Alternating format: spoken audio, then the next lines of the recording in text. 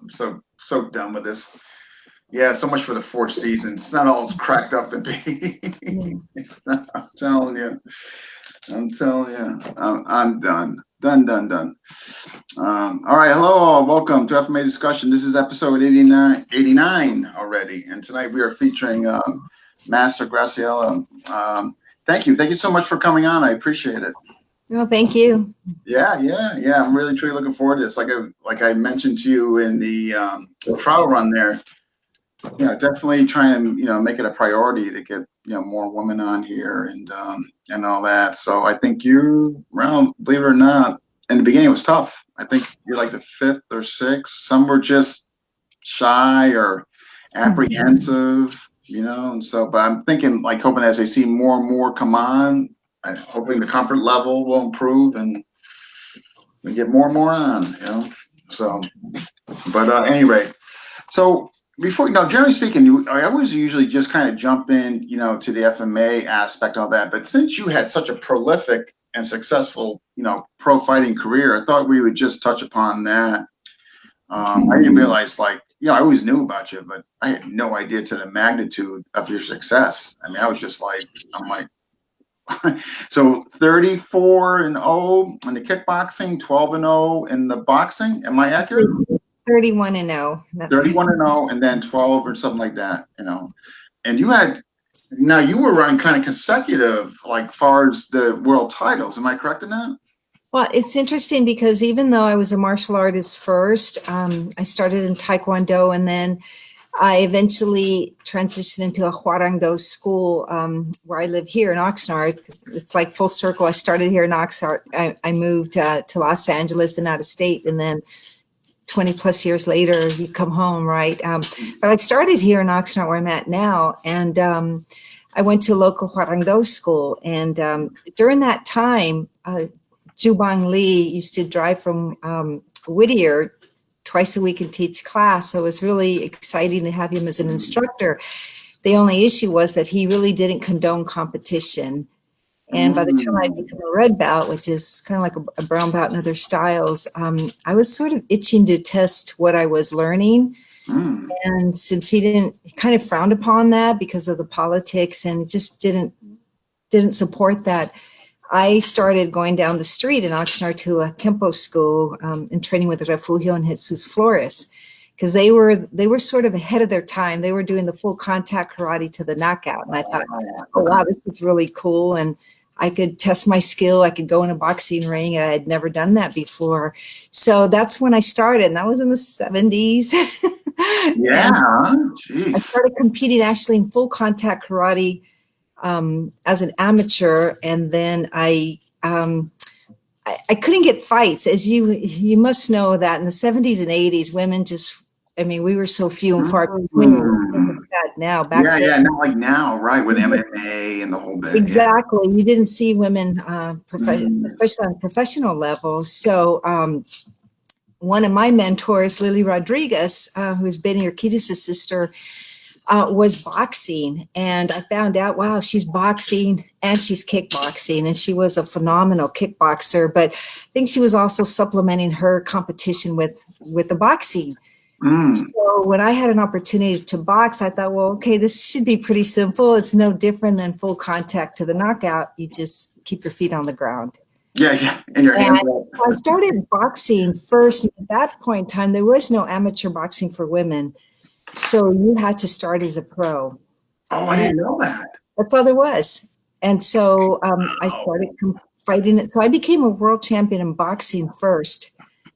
And it's my lucky day. It was Friday the 13th, 1979. I became a world champion. And I didn't become a world champion in kickboxing until 80 or 81. Wow. What age were you?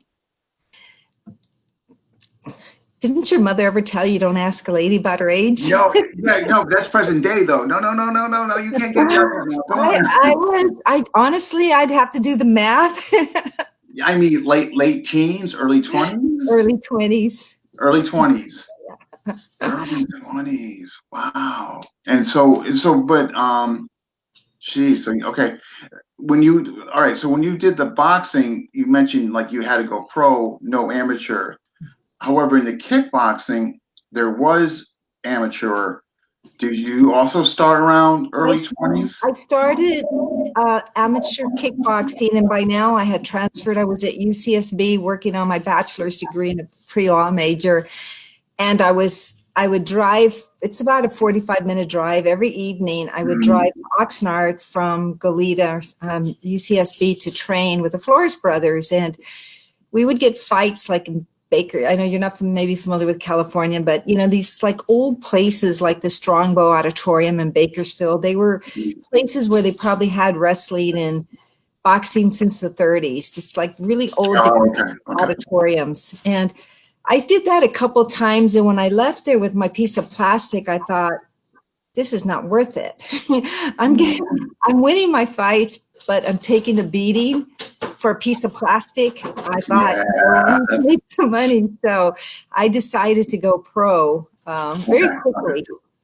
Because at that time, there really wasn't a big difference since the sport was so new and women were not as involved as, today. The competition wasn't as intense as it would be today. Okay, but still, I mean, you were obviously a pioneer, of sorts. What you're doing, to me, that's pretty incredible. And you went 31-0.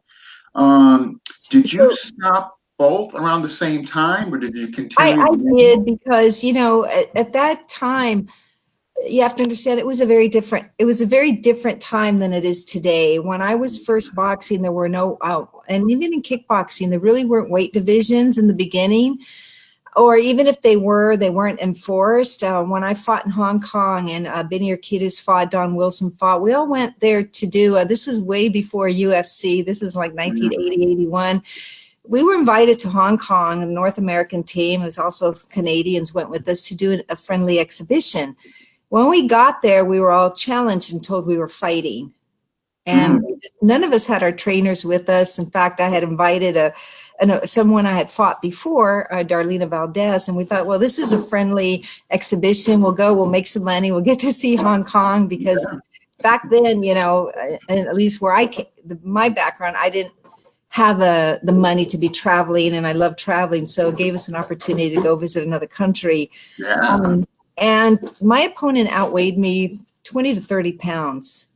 And it was sort of like either you fight or, it was many situations like that where I was outweighed, and it was either, okay, fine, just don't fight. We don't need you.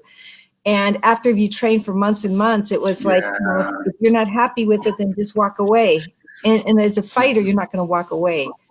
So I fought. Oh, so you did. Wow. So, but I didn't realize. I knew you fought in other countries, but Hong Kong. Wow, that must have been. I just wanted a couple other questions regarding this, but I want to give people that are saying, Joe, never ask you never ask a woman her age. I was asking about the past. Don't I get a pass? No, I guess not. Alvin, hey Alvin, Julius, hey John Kuspis, Amok, Brian Rodriguez, Brian Hodges, Mississippi,